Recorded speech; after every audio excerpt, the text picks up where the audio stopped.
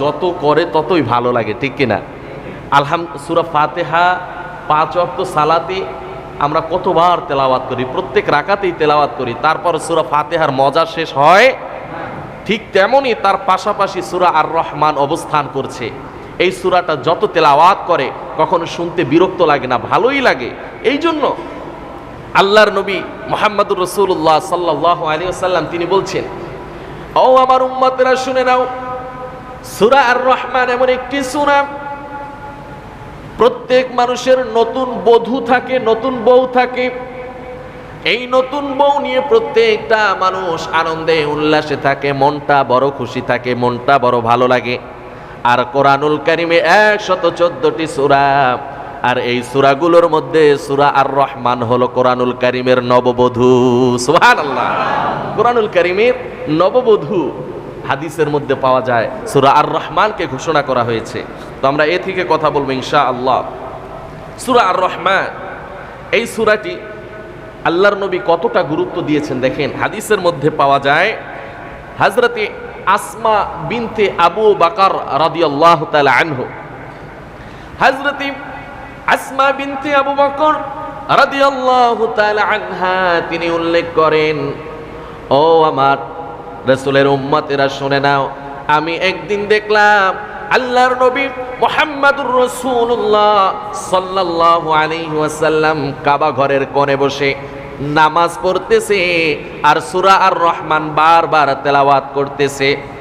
কাবা ঘরের কোণায় বসে নামাজের মধ্যে সূরা আর রহমান তেলাওয়াত করতেছে, আর আল্লাহর নবী অঝরে কাঁদতেছে, তার চোখ ভিজে গেল, দাড়ি মোবারক ভিজে যায়। আল্লাহর নবী এতটা নামাজের মধ্যে সূরা আর রহমানের গুরুত্ব দেখে আমি আসমা বিনতে আবু বকর আর কখনোই সূরা আর রহমান তেলাওয়াত ছাড়ি না। সুবহানাল্লাহ, আল্লাহর নবী সূরা আর রহমানের প্রতি এতটা গুরুত্ব দেখে আসমা বিনতে আবু বকর বলছেন, আমি এর তেলাওয়াত নিয়মিতই তারপর থেকে করেছি। আল্লাহু আকবার।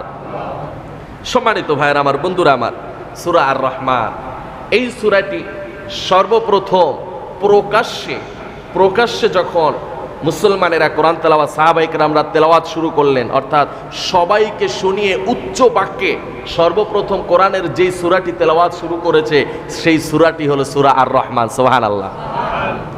আমার ভাইরা আমার, বন্ধুরা, একবার সাহাবায়ে কেরাম একটা মজলিসে বসে আলোচনা করতেছিল, আর আমরা কতকাল গোপনে গোপনে কোরআনুল কারীম তেলাওয়াত করব, আমরা কি প্রকাশ্যে কখনোই তেলাওয়াত করতে পারবো না?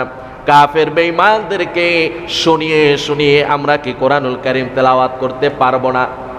এর মধ্যে সাহাবায়ে কেরামদের মধ্য থেকে বললেন, আমাদের মধ্যে কে আছো যে কাফেরদের সামনে প্রকাশ্যে উচ্চ স্বরে কোরআনুল কারীম তেলাওয়াত করবা? এমন একজন সাহাবী চাই যার বংশ মর্যাদা অনেক বড়, যার বংশ মর্যাদা অনেক শক্তি রয়েছে, পেশি শক্তি রয়েছে, বংশীয় শক্তি রয়েছে, এমন একজন সাহাবী চাই।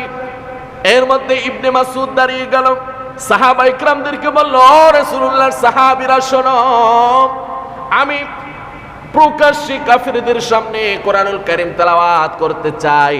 অন্যান্য সাহাবীরা বলল, ও ইবনে মাসউদ, তোমার তো বংশ মর্যাদা নাই, তোমার তো পেশি শক্তি নাই, তোমার তো কোনো শক্তিই নাই, তাহলে তোমার উপরে যখন আক্রমণ করা হবে, যখন নির্যাতন চালানো হবে, তখন কিভাবে তুমি মোকাবেলা করবা?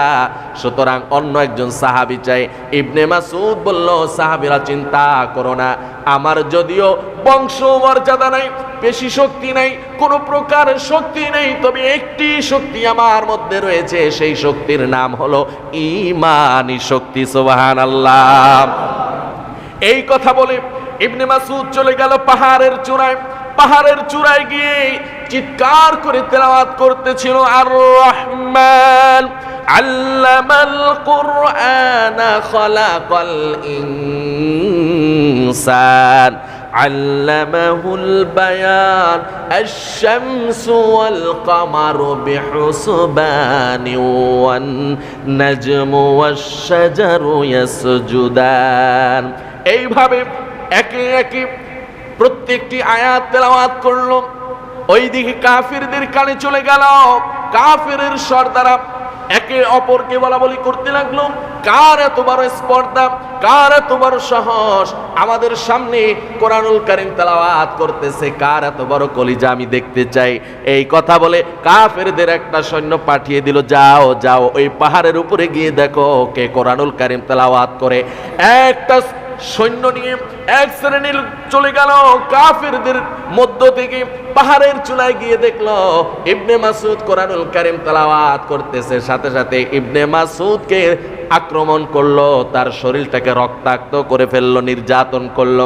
ইবনে মাসউদ চলে গেল, তারপরে সূরা তেলাওয়াত বন্ধ করেন নাই, কোন রকম শেষ করে সাহাবীদের মাঝে চলে গেল, ও রাসূলুল্লাহর সাহাবীরা দেখো, তুমি তো বলেছিলে আমি পারবো না, আমি পারবো না, আমার শরীরের রক্তের বিনিময় হলেও আমি কোরআনুল কারীম তেলাওয়াত চালিয়ে গিয়েছি। সাহাবায়ে কেরামরা বলল, হে ইবনে মাসউদ, তুমি কি বলেছো? আমরা তো আগেই বলেছিলাম তুমি রক্তাক্ত হয়ে যাবে, প্রতিশোধ নিতে পারবে না, মোকাবেলা করতে পারবে না, তারপরেও তুমি কেন গিয়েছো?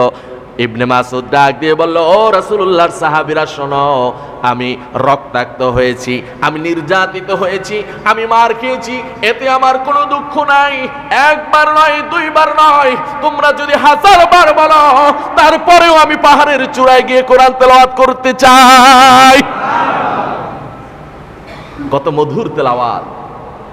সূরা আর রহমান এমন একটি সূরা, আপনারা মনে করবেন যে এই সূরাটি সবার মুখে শুনি সস্তা একটি সূরা, না, এমনি এমনি সবার মুখে এই সূরাটি আসে না।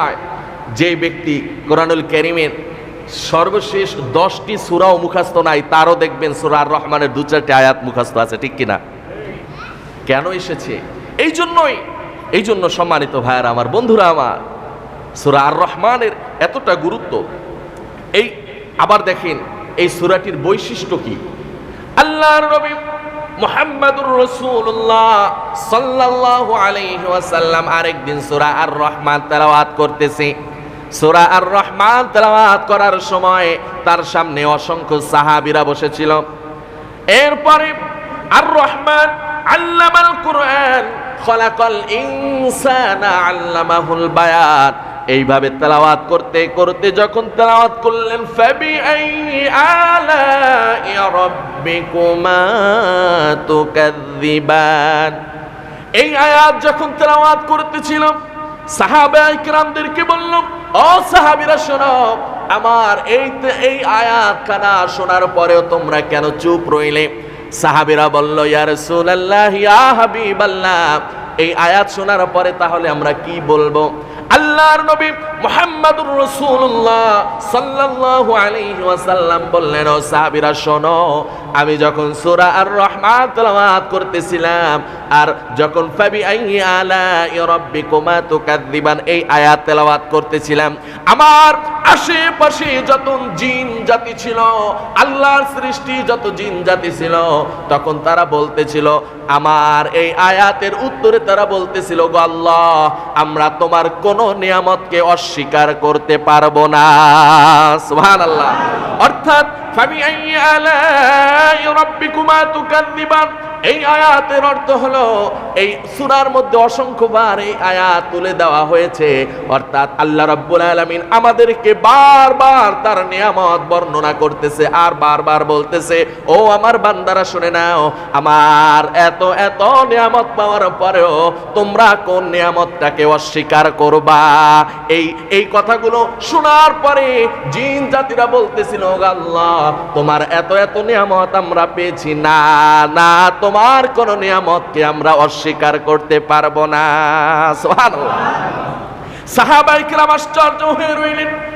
হাদিসের মধ্যে পাওয়া যায়, আল্লাহর নবী তারপর থেকে যতবার সূরা আর রহমান তেলাওয়াত করতেছিল আর যতবার ফাবিআইয়ি আলাই রাব্বিকুমা তুকাযযিবান এই আয়াত তেলাওয়াত করতেছিল, তারপর থেকে সাহাবায়ে কেরাম বলতেছিলেন, আমরা একবারের জন্য এর জবাবটা বন্ধ করে দেই নাই, প্রত্যেকবার আমরা জবাব দিয়েছি, গো আল্লাহ, আপনার কোন নিয়ামতকে আমরা ঈমান থাকা পর্যন্ত অস্বীকার করতে পারবো না। সুবহানাল্লাহ। নিয়ামতের কোনো কমতি আছে? কথা কয় না। নিয়ামতের এত নিয়ামত দিয়ে আমাদেরকে আল্লাহ রাব্বুল আলামিন ভরপুর করে দিয়েছেন যে কোন নিয়ামতটাকে অস্বীকার করব। আল্লাহ এই সূরা আর রহমানের মধ্যে বারবার আমি কথাগুলো বলবো যে কি কি নিয়ামত দিয়েছেন, আর এই নিয়ামতের বর্ণনা ধাপে ধাপে বর্ণনা করছেন। আর একটু পরপরই আল্লাহ আমাদেরকে জিজ্ঞেস করছেন, ও বান্দারা, এই যে নিয়ামতগুলো আমি তোমাদের সামনে বর্ণনা করতেছি, কোন নিয়ামতটাকে তোমরা অস্বীকার করবে? আল্লাহু আকবার। কত মজা! কোরআন যদি বোঝেন, মজার কোনো শেষ নাই। আমার ভাইয়ের, আমার বন্ধুরা, এই সূরাটির ফজিলত রয়েছে, হাদিসের মধ্যে পাওয়া যায়। এই সূরা আর রহমান যদি কোন বান্দা তেলাওয়াত করে, নিয়মিত সূরা আর রহমান যদি কেউ তেলাওয়াত করে, কিয়ামতের ময়দানে কঠিন মুহূর্তে ওই বান্দার চেহারা কানা চন্দ্র এবং সূর্যের মতো ঝলঝল করতে থাকবে। শুধু এখানেই শেষ নয়, এই সূরা যদি নিয়মিত কোনো বান্দা তেলাওয়াত করে, আল্লাহর নবী বর্ণনা করতেছে ওই বান্দার কামাই রোজগারের মধ্যে, রিজিকের মধ্যে বরকত দিয়ে আল্লাহ ভরপুর করে দিবেন। আল্লাহর নবীর হাদিস। এই জন্য সম্মানিত ভাইয়ের, আমার বন্ধুরা আমার, এখন এই যে সূরাখানা আল্লাহ রাব্বুল আলামিন নাজিল করেছেন, কেন নাজিল করলেন, কি কারণে নাজিল করলেন, আমাদের জানার দরকার আছে না নাই? এত একটা গুরুত্বপূর্ণ সূরা, আমরা এত শুনি, কেন, কোন প্রেক্ষাপটে আল্লাহ রাব্বুল আলামিন নাজিল করলেন?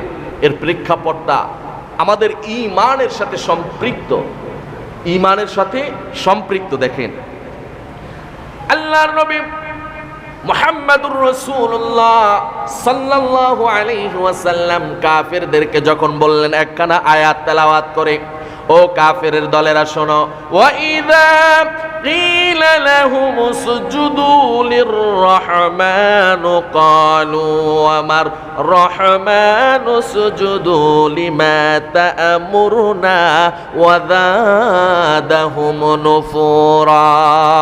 আল্লাহর নবী কাফেরদেরকে যখন বলতেছিলেন, ও কাফেরের দল, তোমরা মূর্তি পূজা করিও না, তোমরা মূর্তির সামনে সিজদা করিও না, তোমরা কোন মানুষের সামনে সিজদা করিও না, তোমরা রহমানের কুদরতি পায়ে সিজদা করো, তোমাদের সৃষ্টিকর্তার কুদরতি পায়ে সিজদা করো। ওই কাফেররা তখন আল্লাহর নবীকে ডাক দিয়ে বলল, হে মুহাম্মদ, তুমি কোন রহমানের কথা বলতেছো? আমরা তো রহমান নামক কাউকে চিনি না। নাউজুবিল্লাহ, আমরা তো রহমান নামক কাউকে চিনি না। কাফেররা বলতেছিল, আমরা তো রহমান নামক তাকে চিনি যার ইবাদত আমরা করি, যেই মূর্তি পূজা আমরা করি, যার পায়ে আমরা সিজদা করি, তাকেই তো রহমান নামে আমরা চিনি। তুমি আবার কোন নতুন রহমান নিয়ে এসেছো? আমরা তাকে চিনি না। আল্লাহ রাব্বুল আলামিন ওই কাফেরদের কথা বরদাস্ত করতে পারলেন না। কাফেররা যখন বলল রহমান আবার কে, আল্লাহ রাব্বুল আলামিন তাদের কথার জবাব দিয়ে বলতেছে, কাফেরের দল, অস্বীকারীর দল, তোমরা রহমানকে চেনো না, রহমানকে চিনতে চাও না। শুনে নাও রহমানকে।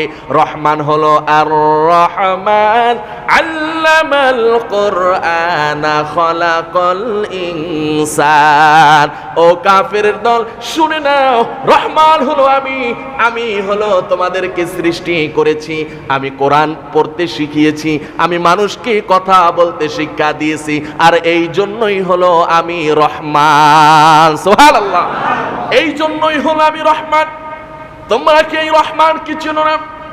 আমার ভাইয়ের, আমার বন্ধুরা, তাফসীরে মাআরিফুল কোরআনের মধ্যে এসেছে রহমানের পরিচয় আল্লাহ রাব্বুল আলামিন কি বলেছেন। ও বান্দারা শুনে নাও, রহমান তো এই জন্যই আমি তোমাদেরকে সৃষ্টি করার পর এমনি আমি ছেড়ে দিই নাই। তোমাদেরকে সৃষ্টি করার পরে আমার দায়িত্ব শেষ হয়ে যায় না। তোমাদেরকে আমি কথা বলা শিক্ষা দিয়েছি, মানুষের সাথে কিভাবে কথা বলবা, তোমরা দুনিয়ার মধ্যে কিভাবে চলাফেরা করবা, কোরআনুল কারীম তোমরা কিভাবে তেলাওয়াত করবা, দুনিয়ার মধ্যে বসে তোমরা কিভাবে কামাই রোজগার করবা, মানুষের সাথে ইনসাফ করবা, মানুষের সাথে ভালো আচরণ করবা, তোমরা কিভাবে ব্যবসা বাণিজ্য করবা, তোমরা কিভাবে রিজিক ভক্ষণ করবা, অর্থাৎ মানুষের ব্যক্তি জীবন থেকে মৃত্যু পর্যন্ত, জন্ম থেকে মৃত্যু পর্যন্ত যাহা কিছু দরকার আমি আল্লাহ রাব্বুল আলামিন কোরআনুল কারীমে সুন্দরভাবে লিপিবদ্ধ করে দিয়েছি। আর এই জন্যই হলো আমি আল্লাহ রহমান। সুবহানাল্লাহ, এই জন্যই আমি আল্লাহ রহমান। আর তুমি কও আমি রহমান, আবার কে? নাফরমান। তুমি রহমানকে চেনো না। রহমান কে? তুমি নবী, আমার নবীকে জিজ্ঞেস করতেছো রহমান আবার কে? শুনে নাও তাহলে রহমান। এরপরে আল্লাহ রাব্বুল আলামিন চমৎকার করে ধারাবাহিকভাবে বর্ণনা করছেন, নিয়ামতগুলো বর্ণনা করতেছেন আর বলতেছেন এই জন্যই আমি রহমান। তাহলে তোমরা আমার কোন নিয়ামতটাকে অস্বীকার করবে? আল্লাহু আকবার। আমার ভাইয়ের, আমার বন্ধুরা, তাফসীরে মাআরিফুল কোরআনের মধ্যে পাওয়া যায়, মুফাসসিরিনে কেরাম ব্যাখ্যা করছেন, অন্য আয়াত দ্বারা এই আয়াতের ব্যাখ্যা করতেছে।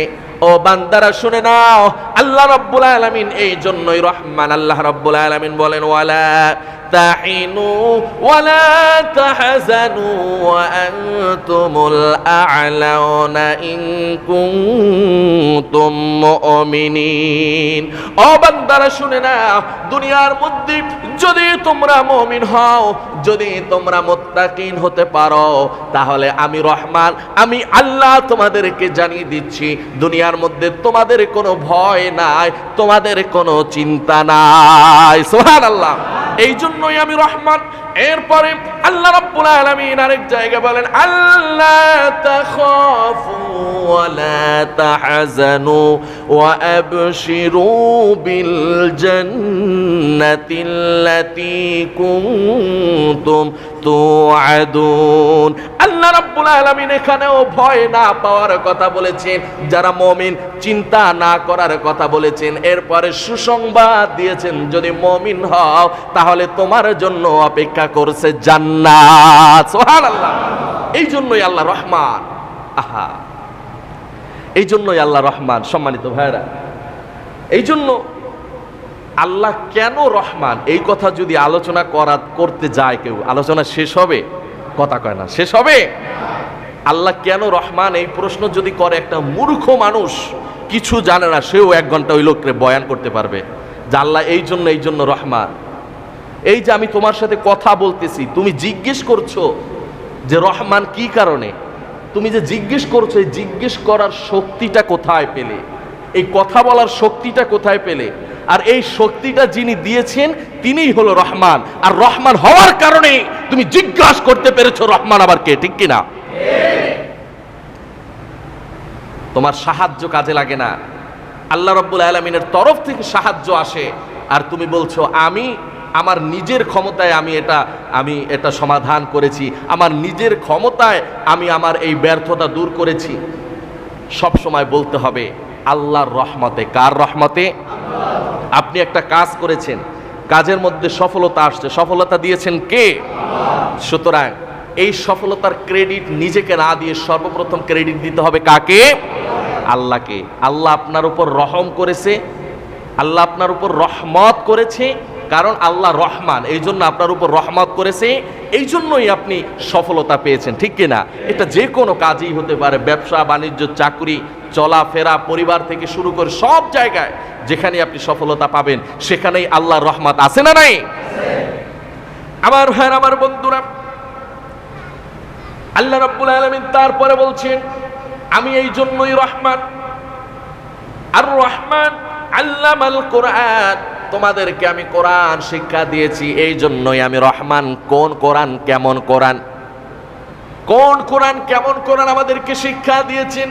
যেই কোরআনের ব্যাপারে আল্লাহ রাব্বুল আলামিন কোরআনুল কারীমের প্রথম দিকেই জানিয়ে দিয়েছেন যালিকাল কিতাবু লা রাইবা ফি, এমন কোরআন তোমাদেরকে আমি শিক্ষা দিয়েছি যেই কোরআনের মধ্যে বিন্দু পরিমাণ সন্দেহের কোনো অবকাশ নাই। সুবহানাল্লাহ। আল্লাহ কেমন কোরআন শিক্ষা দিয়েছে? আর রহমান আল্লামাল কোরআন, আল্লামা, তোমাদেরকে কোরআন সম্পর্কে আমি জানিয়েছি, কোরআন শিখিয়েছি। কেমন কোরআন? যেই কোরআনের মধ্যে কোনো ভুল নাই, কোনো ত্রুটি নাই, কোনো বিচ্যুতি নাই, এমন একখানা কোরআন। সুবহানাল্লাহ। আমার ভাইয়ের, আমার বন্ধুরা, এমন একখানা কোরআন আমাদেরকে শিক্ষা দিয়েছেন যেই কোরআনের জ্ঞান যার মধ্যে থাকবে ওই ব্যক্তি নিজের ব্যক্তি নীতি, সামাজিক নীতি, পরিবার নীতি, রাষ্ট্রনীতি, আন্তর্জাতিক নীতি, অর্থনীতি, প্রত্যেকটা নীতিতে নিজের জ্ঞান দ্বারা পরিচালিত করতে পারবে। কোরআন এমন একখানা কিতাব, আমরা দুনিয়ার মধ্যে যাহা কিছুই করি না কেন, এই করার আদেশ এবং নিষেধ এর নীতি প্রত্যেকটা জায়গায় আল্লাহ রাব্বুল আলামিন কোরআনুল কারীমে লিপিবদ্ধ করে দিয়েছেন। সুবহানাল্লাহ। এই জন্যই তো আমি রহমান।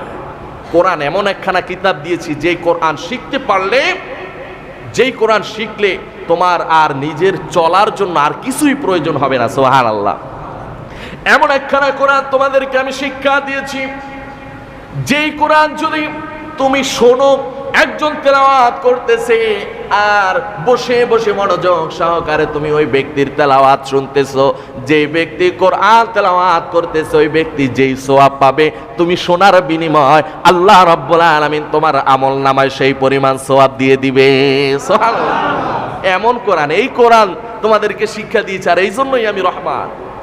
এমন কোরআন তোমাদেরকে আমি শিক্ষা দিয়েছি, যেই কোরআন তুমি ধরার কারণে যদি শ্রদ্ধা সাথে যদি তুমি কোরআনুল কারীম ধরো, তাহলে তোমার আমল নামে আমি নেকি দিয়ে ভরপুর করে দেই। আল্লাহু আকবার।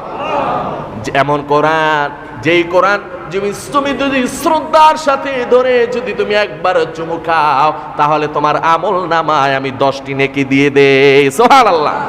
এমন কিতাব, শুনলে সওয়াব, ধরলে সওয়াব, চুমু খেলে সওয়াব, দেখলে সওয়াব, পড়লে সওয়াব, সব কিছুতেই সওয়াব। আল্লাহু আকবার। তাহলে রহমান আল্লাহ হবেন না তো কে হবে? সম্মানিত ভাইয়ের আমার, বন্ধুরা আমার, এই জন্য আমাদেরকে কোরআন সম্পর্কে জানতে হবে, কোরআন সম্পর্কে আমাদেরকে বুঝতে হবে। সম্মানিত ভাইয়ের আমার, বন্ধুরা আমার, আল্লাহ রাব্বুল আলামিন কোরআনুল কারীম শিক্ষা দিয়েছেন। প্রথমেই আর রহমান আল্লামাল কোরআন বলেছেন 2 নাম্বার আয়াতে। রহমানের পরে কোরআনের স্থান, রহমানের পরে কোরআনের স্থান। কেননা প্রত্যেকটা মানুষের সংবিধান, প্রত্যেকটা মানুষের জীবন বিধানের নাম কি? কথা কয় না, জোরে বলেন না। প্রত্যেকটা মানুষের জীবন বিধান হলো কোরআন। এই জন্য আল্লাহ রাব্বুল আলামিন তার রহমান দাবি করার পরেই কোরআনের কথা বলেছেন। তারপরে বলেছেন খলাকল ইনসান, মানুষ সৃষ্টি করেছি, আমি তোমাদেরকে সৃষ্টি করেছি, কোরআন শিক্ষা দিয়েছি, তোমাদেরকে সৃষ্টি করেছি। কত চমৎকার কথা আমার ভাইয়ের আমার, বন্ধুরা। এখন আসেন, খলাকল ইনসান আল্লামাহুল বায়ান। আল্লাহ জাল্লা শানহু তিনি বলছেন, আমি তোমাদেরকে সৃষ্টি করেছি, সৃষ্টি করার পরে আমার দায়িত্ব শেষ হয়ে যায় নাই, আমি তোমাদেরকে কথা বলা শিক্ষা দিয়েছি। সুবহানাল্লাহ। আল্লাহ রাব্বুল আলামিন আল্লামাহুল বায়ান, কথা বলা শিক্ষা দিয়েছি। বায়ান মানে হলো আমরা যে বয়ান বলি, এই যে আমি কথা বলতেছি, আপনারা বলতেছেন হুজুর বয়ান করতেছে, আর এই কথাই আল্লাহ রাব্বুল আলামিন কোরআনুল কারীমে লিপিবদ্ধ করে দিয়েছেন। আল্লামাহুল বায়ান, তোমাদেরকে জ্ঞান দিয়েছি এবং কথা বলা শিক্ষা দিয়েছি, সৃষ্টি করেই আমি ছেড়ে দেই নাই। আমার ভাইয়ের আমার, বন্ধুরা, আল্লাহ রাব্বুল আলামিন চাইলেই আমাদেরকে সৃষ্টি করে কথা বলা শিক্ষা নাও দিতে পারতেন। আমাদের মধ্যে অনেকেই আছে যিনি কথা বলতে পারে না, এমন আছে না নাই? কথা কয় না, আছে না নাই? আল্লাহর নিয়ামত থেকে তিনি বঞ্চিত। হয়তো তাকে আল্লাহ অন্য দিক দিয়ে নিয়ামত দিয়ে ভরপুর করে দিয়েছেন, কিন্তু যেই লোক কথা বলতে পারে না, তার আক্ষেপের শেষ আছে? তার মনের ভাব প্রকাশ করতে পারে না। আপনি কিছু বুঝতে পারছেন না, আপনি তার কথা বুঝতে পারছেন না, সে আপনাকে বোঝাতে পারছে না। আল্লাহ সুবহানাহু ওয়া তাআলা এটা আমাদের জন্য নিদর্শন দিয়েছেন। ও বান্দারা শুনে নাও, তোমাদেরকে কথা বলা শিক্ষা দিয়েছি, আর